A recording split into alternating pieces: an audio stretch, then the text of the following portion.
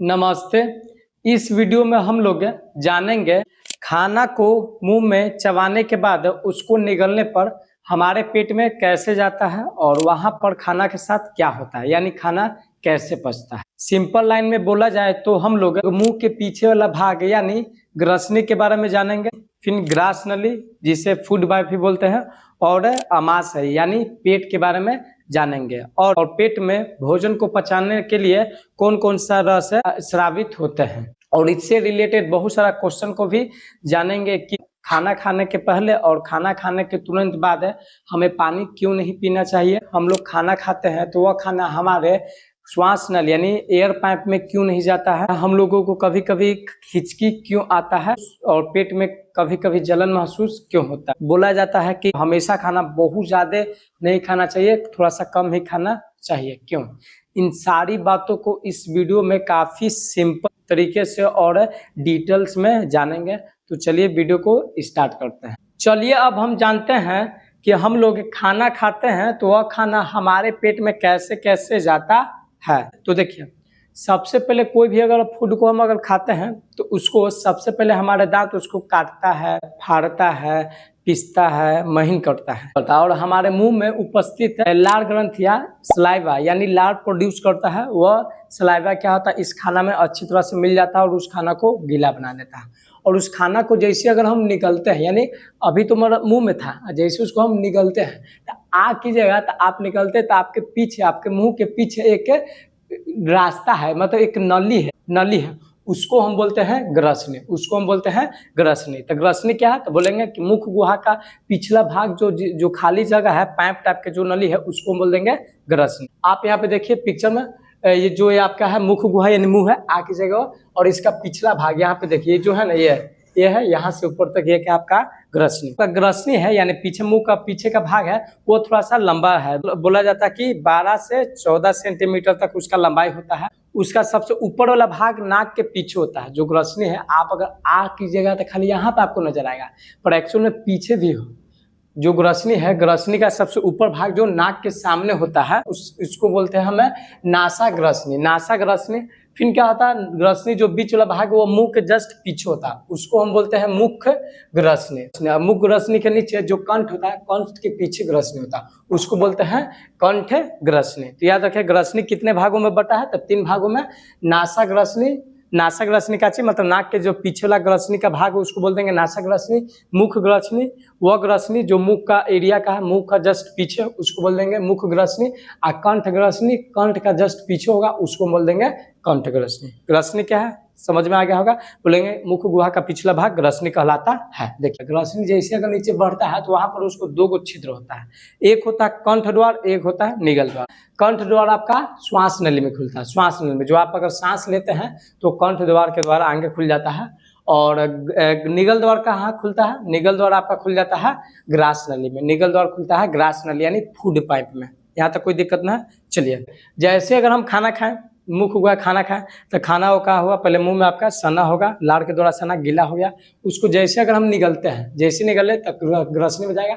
और ग्रसनी में जैसे ही थोड़ा सा नीचे जाएगा यानी कंठ ग्रसनी के पास जाएगा, वहां पे जाएगा तो वहां पे 2 छिद्र है। आप कंफ्यूजिंग है किस में जाए, खाना किस में जाएगा भैया, ग्रास नली में जाएगा, ग्रास नली में जाएगा। और गलती से अगर श्वास नली में चल जाएगा तो हिचकी आ जाएगा, गलती से अगर श्वास नली में चल जाएगा तो हिचकी आएगा। इसलिए इस प्रॉब्लम को दूर करने के लिए कंठ द्वार के जस्ट ऊपर एक पट्टी जैसा रचना होता है, इसको हम बोलते हैं एपिग्लॉटिस। कंठ द्वार के जस्ट ऊपर क्या होता है, एपिग्लॉटिक्स होता है। एपिग्लॉटिक्स का क्या काम होता है, जैसे अगर हम खाना खाते हैं, खाना मुंह में सन के जैसे अगर हम निगलते हैं तो एपिग्लॉटिक्स क्या करता है, देखिए ये क्या करता है, जो ये वाला है ऐसे बंद हो जाता है, ये वाला यहाँ पे बंद करता है, यानी श्वास नली को बंद कर देता है। श्वास नली को बंद करता है, जो खाना होता है श्वास नली में न जाकर आपका ग्रास नली में चल जाता है, फूड पाइप में चल जाता है। तो एपिग्लॉटिक्स क्या है समझ में आ गया होगा कि खाना अगर क्या होता है, खाना को जो अगर श्वास नली में जाने से रोकता है, समझे ना। देखिए होता है, देखिए कभी कभी क्या होता है ना, जब आप अगर खाना खाइएगा तो कुछ अगर गहरा सोच में अगर रहेगा तो हिचकी आता है, तो फिर बोलता है, सब बोलता है अरे पानी पी। तो गांव घर में बोलता है कि अरे कोई याद का करी तो तोड़ा, और देखिए यहाँ पे कुछ अलगे रहता है, यहाँ पे खेला कुछ अलगे है। कैसे, देखिए जैसे अगर अगर खाना आप खाएं तो खाना खाएं उसको अब निकले तो एपिग्लोटिक्स को सूचना मिलता करे भाई जल्दी कंठ द्वार के बंद कर, क्यों? क्या खाना आ रहा है ना तो चल जाएगा उसमें तो फिर दिक्कत होगा। अब इस सब सूचना आप जानते हैं कि पूरा शरीर का जो कंट्रोल करता है माइंड करता है, और माइंड में आप मान चलिए कुछ और सोच रहे हैं, आप सोच रहे हैं सोना बाबू दिया कि मेरा बाबू ने खाना खाया का मॉर्निंग में हमसे गुस्सा थी, अब पता ना खाया है कि हम तो अकेले खा रहे हैं, ले आप मतलब पूरा दिमाग एकदम उसको सोना बाबू पे लगा दिए हैं आ यहाँ पे खा रहे हैं। तो जैसे खाना निकलते हैं तो एपिग्लोटिक्स को सूचने नहीं मिल पाता ना, कह रहे भाई उसको बंद करो, अब नहीं बंद कर पाता, फटाक से क्या होता है वो खाना चल जाता है श्वास नली में।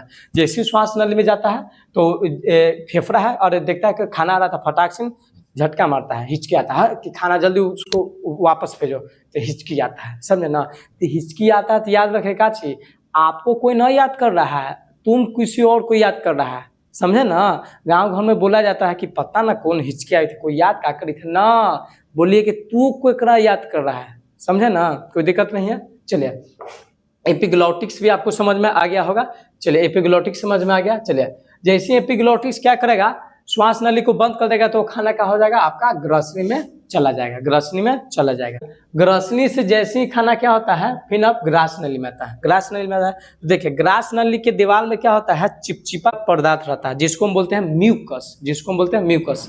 इसलिए देखिए कभी कभी आपको अगर किसी कारण वैसे अगर खखार आता है एकदम थूकते हैं तब, जैसे नाक से तो नीटा आवे करता है, और कभी कभी कुछ गड़बड़ी की वजह से खखार आ गया तो नीटा टाइप के थूकते हैं, घिनाते हैं, भैया घिनाइएगा नहीं, वो बहुत ही यूजफुल है, क्योंकि वो क्या होता है वो आपके ग्रसनी के अंदर दीवार में चिपका रहता है, वो क्या होता है चिपका रहता है, जिससे आप अगर खाना खाते हैं तो आसानी से स्मूथ का एकदम चिकना का काम करता है और आसानी से खाना अंदर चल जाता है।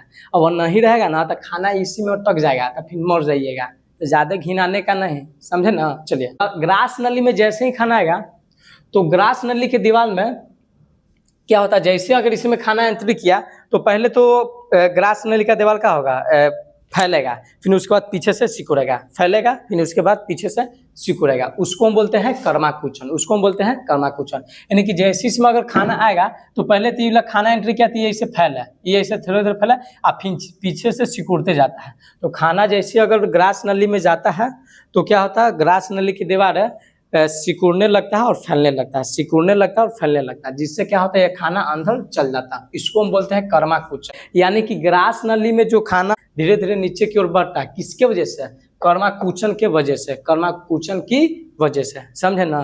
कोई दिक्कत ना है। इसलिए देखिएगा अगर खाना खा लेते हैं, अगर जैसे अगर कोई बच्चा सोचेगा तो अच्छा हम जो इसे खाना खाएं या बैठ के अगर खा रहे हैं इसे तो अच्छा हम खाना खा रहे हैं तो गुरुत्वाकर्षण के कारण नीचे वो खाना इसे जा रहा है, ऐसा कुछ नहीं है। गुरुत्वाकर्षण आप अगर लेट अगर सूत के भी कभी कभी मोबाइल चला के खाते हैं तो क्या वो खाना मतलब रुक जाता है, हाँ खाना खाए तो यहाँ पे रुक गया, ऐसा थोड़ा ना होता है, वो खाना धीरे धीरे अंदर जाता है ना, किसके वजह से, कर्माकुचन की वजह से।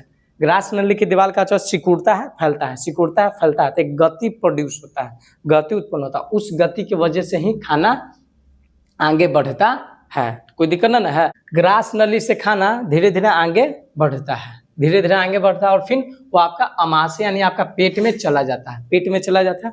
कोई पूछेगा कि क्या ग्रास नली में खाना पचता है, तो बोलेंगे नहीं, ग्रास नली एक खाली रास्ता है, इसके द्वारा आपका खाना पेट में जाता है, इसमें खाना नहीं पचता है। अब ग्रास नली से खाना अगर पेट में आता है तो पेट में क्या होता है इसके बारे में जानते हैं। चलिए अब हम लोग जानते हैं अमाशय यानी पेट के बारे में। अमाशय यानी स्टोमच, जिसको हमें पेट भी बोलते हैं, जो आपका पेट जो बोलते हैं ना कि ये मेरा पेट है, पेट निकला हुआ था, पेट में नहीं ये होता अमाशय। अमाशय क्या होता है, अमाशय दिया बोला है कि अमाशय एक चौड़ी थैली जैसी रचना है, अमाशय एक चौड़ी थैली जैसी रचना जो उदर गुहा। अब बोलते हैं उदर गुहा क्या होता है, देखिए जैसे आपके सर गुहा का अर्थ होता है खाली जगह, गुहा का अर्थ होता है खाली जगह। देखिए गुफा, गुफा देखेंगे ना, गुफा कब बोलता है, कोई चट्टान से घिरा रहता है उसका खाली अंदर जगह उसको बोलते हैं गुफा, तो उसी तरह गुहा है, गुहा मतलब खाली जगह। तो आपके शरीर में मेनली दो जगह खाली होते हैं, ये देखिए छाती है, ये जो छाती है ना आपका चेस्ट है, चेस्ट के ऊपर वाला ये जो पसली है, पसली के अंदर जो खाली जाएगा उसको बोलते हैं वक्ष गुहा। याद रखिए कभी भी वक्ष गुहा बोले तो अच्छा ये मतलब समझिएगा कि आपके छाती के अंदर की जगह की बात किया जा रहा है। और जो आपका छाती का नीचे है और कमर जो आपका कमर से इसका जो खाली होता है, अभी ना पेट है आप देखेंगे जो हड्डी सब खाली जगह रहता है, ये जो खाली जगह है इसको हम बोलते हैं उदर गुहा। तो उदर गुहा क्या बोल रहा है, यानी छाती के नीचे वाला।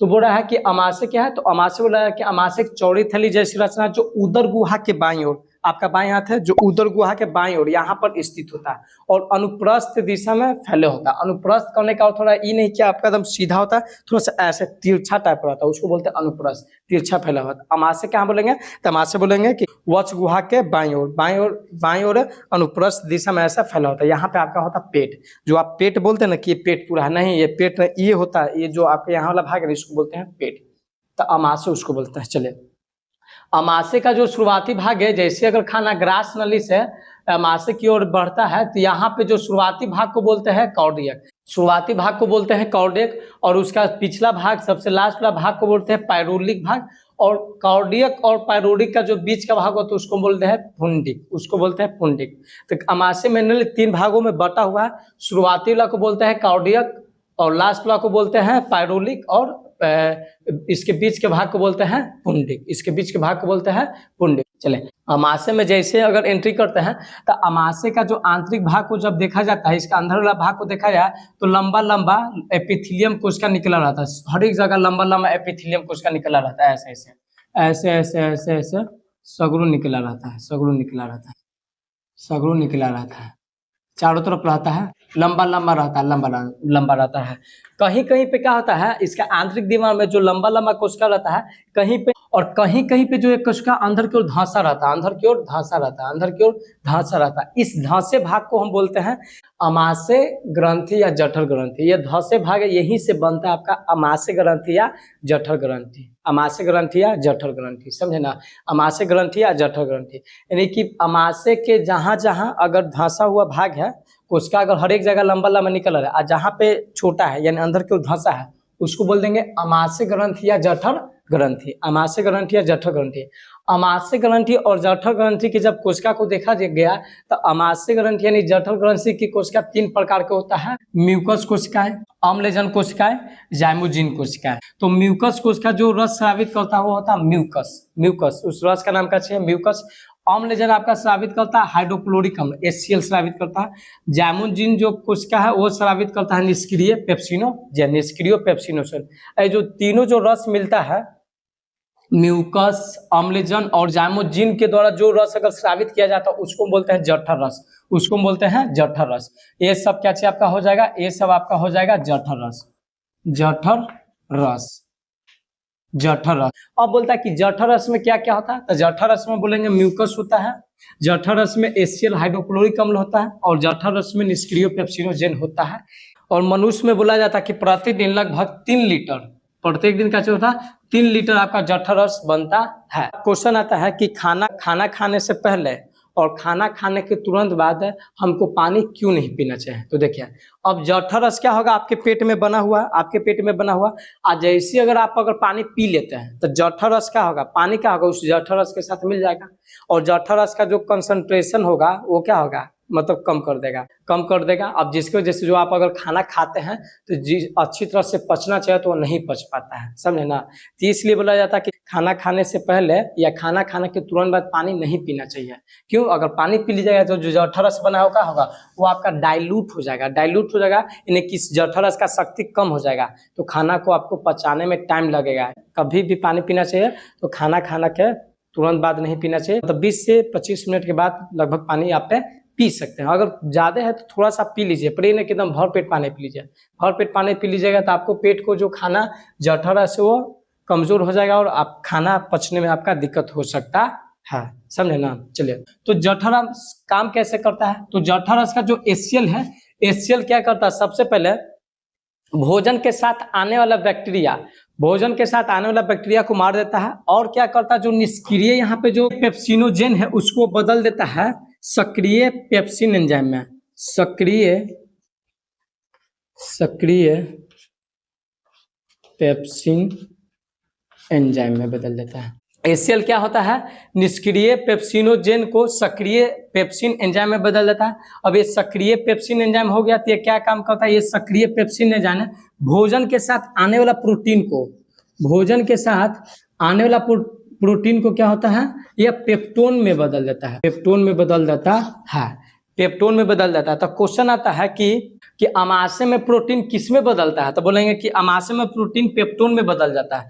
किसके द्वारा बदलेगा, तो बोलेंगे सक्रिय पेप्सिनोजेन एंजाइम के द्वारा बदलता है। सक्रिय पेप्सिनोजेन एंजाइम को सक्रिय में कौन बदला, तो HCl बदला, निष्क्रिय पेप्सिनोजेन को सक्रिय पेप्सिन एंजाइम है, समझे ना। यह HCl और निष्क्रिय इस तरह पेट में भोजन को पचाने में काम करता है। अब देखिए यहाँ पे क्वेश्चन है, देखिए कि HCl है, ये क्या है, एसिड है। देखिए हर एक बच्चा को माइंड में क्वेश्चन आता है, जब अगर बच्चा अम्ल पढ़ाया जाता है तो वहां पर HCl को स्ट्रॉन्ग अम्ल के अंतर्गत रखा जाता है, यानी वो क्या होता है, वो बहुत डेंजर है, यानी हाथ सब पे गिर जाएगा तो गला सकता है। तो क्वेश्चन आता है कि ठीक है हमारा पेट में भी तो HCl है, तो हमारा पेट को क्यों नहीं गला रहा है। तो इसका दो रीजन है। पहला रीजन कि म्यूकस है। म्यूकस क्या है, म्यूकस है हमारे जो पेट यानी अमाशय के सबसे पहले वही रहता है, दीवार में यही पहले रहता है। म्यूकस लिक्विड टाइप का रहता है, नेटा टाइप पे बोल सकते हैं इसको, रहता है। और उसके बाद HCl और सक्रिय पेप्सिन एंजाइम रहता है, सक्रिय पेप्सिन रहता है, एंजाइम होता है। इसी की वजह से HCl और सक्रिय पेप्सिन एंजाइम अमाशय को नहीं नुकसान पहुंचा पाता। क्यों, क्योंकि सबसे पहले क्या होता है, म्यूकस। तो म्यूकस का काम क्या है, तो बोलेंगे कि म्यूकस अमाशय को HCl और सक्रिय पेप्सिन एंजाइम से बचाता है। ये तो पहला रीजन है। सेकंड क्या होता है कि जो आपका पेट में जो HCl है उसका कंसंट्रेशन 1% से भी कम होता है, 1% से भी कम होता है, यानी कि काफी ज्यादा स्ट्रॉन्ग एसिड नहीं है। बोला जाता है कि 5% कंसंट्रेशन वाला HCl ही नुकसानदायक होता है, 1% नहीं होता, मतलब इसमें पानी ज्यादा होता है और HCl कम होता है, इसी की वजह से नुकसान नहीं पहुंचा पाता है। समझ में आ गया, कोई दिक्कत नहीं होगा। चलिए अब कभी कभी क्या होता है कि कभी कभी किसी कारणवश क्या होता है कि जो आपका HCl है, HCl बहुत ज्यादा प्रोड्यूस हो जाता है, HCl बहुत ज्यादा प्रोड्यूस होता है। अब HCl ज्यादा प्रोड्यूस हो जाएगा तो दीवार को सुरक्षा करने वाला जो म्यूकस वो कम हो जाता है, म्यूकस कम हो जाता है, जिसके कारणवश क्या होता है कि आपका जो आपका जो पेट है, पेट का आंतरिक दीवार पे कहीं कहीं पे गोलाकार घाव हो जाता है, घाव हो जाता है, अंदर की ओर धंस जाता है, जिसको हम बोलते हैं अल्सर, जिसको हम बोलते हैं अल्सर। इसको हम पेप्टिक अल्सर के भी नाम से जाने जाते हैं। तो पेप्टिक अल्सर क्या होगा, सिंपल लाइन में क्या बोलेंगे कि जो आपका जठररस यानी HCl है और सक्रिय पेप्सिनोजेन है, ये क्या होता है, अमाशय के आंतरिक दीवार को गला देता है, मतलब जला देता है और घाव बना देता है। उस घाव को ही बोलते हैं अल्सर यानी पेप्टिक अल्सर। अब किस व्यक्ति में सबसे ज्यादा पेप्टिक अल्सर होगा, तो बोला कि वैसे व्यक्ति जो बहुत लंबे समय से अगर खाना नहीं खा रहा, उसमें पेप्टिक अल्सर होने की संभावना ज्यादा है। क्यों है संभावना, देखिए हम क्या बोले कि आपका प्रतिदिन 3 लीटर जठररस बढ़ रहा है। अब जठररस तो बढ़ रहा है, भोजन को पचाने के लिए जठररस बढ़ रहा है, आप खाना खा ही नहीं रहे तो जो जठररस वो पेट में न रहेगा, तो जठररस तो धीरे धीरे जाते होते जा रहा है। अब म्यूकस के तो मात्रा मतलब जो है सो है, तो म्यूकस क्या होता है धीरे धीरे कम होते जा रहा है, जठररस जाते होता है। जठररस के HCl क्या होता है, पेट के आंतरिक दीवार को कहीं कहीं पे नुकसान पहुंचा देता है, गला उला देता है, उसको बोलते हैं अल्सर। तो अल्सर किस में होगा, जो व्यक्ति लंबे समय से खाना नहीं खा रहा तो उसमें हो जाएगा अल्सर। कोई दिक्कत नहीं है, समझ में आ गया, आपको आ गया होगा। तो हम लोग देखें यहाँ पर काची कि भोजन जो आप खाते हैं तो आपके पेट में जाते हैं, तो पहले उससे उसमें जो बैक्टीरिया होता है उसको खत्म कर देता है HCl, फिर भोजन के प्रोटीन को पेप्टोन में बदल देता है। और कुछ गैस्ट्रिक एंजाइम होते हैं, लाइपेस होता है, लाइपेस एंजाइम होता है आपके, वो क्या करता है, भोजन का जो वासा होता है, वासा को वो वसा अम्ल और ग्लिसरॉल में बदल देता है। तो पहला पूछता है कि अमाशय में वसा का पाचन, आंशिक पाचन किसके द्वारा होता है, तो बोलेंगे गैस्ट्रिक लाइपेस के द्वारा। किसके द्वारा, गैस्ट्रिक लाइपेस के द्वारा। गैस्ट्रिक लाइपेस वसा को किस में बदल देता है, तो बोलेंगे कि गैस्ट्रिक लाइपेस वसा को वसा अम्ल और ग्लिसरॉल में बदल देता है, ग्लिसरॉल में बदल देता है।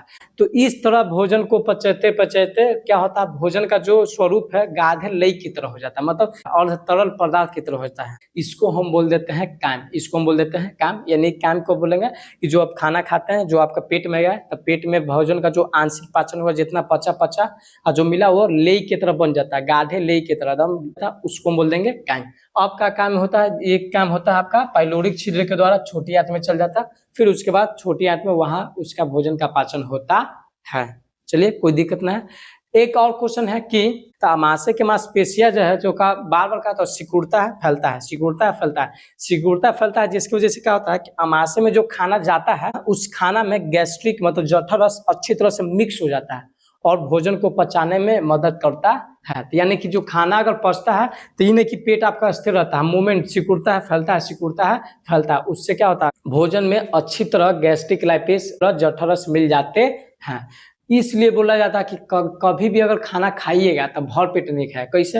अगर खाना अगर कभी भी अगर आप खा लेते, अगर भर पेट खा लेते हैं तो एकदम पूरा पेट आपका भरल है, अब क्या होगा, चर्निंग मूवमेंट करेगा, चर्निंग मूवमेंट करेगा, मतलब पेट का सिकुड़ेगा, फैलेगा, सिकुड़ेगा, फैलेगा, यानी झटका कभी कभी मारेगा। तो खाना एकदम पूरी तरह से पैक है तो भरा हुआ है, तो भरा हुआ तो भाई वो खाना अच्छी तरह से मिक्स होवे नहीं करता है, मिक्स नहीं होता है तो पाचन अच्छी तरह से नहीं होता है। इसलिए बोला जाता है कि खाना कभी भी खाए तो इन्हें एकदम कोच कोच के एकदम खा ले ली, हैया गोपारे से एकदम कोच ले ना, ठीक है, थोड़ा कम कम खाए। मान चले कि अगर आप जो खाना एक बार में एक छिपा खाते हैं तो उसको क्या करें, 2 बार में बांट दे कि आधा खाएंगे फिर आधा खाएंगे।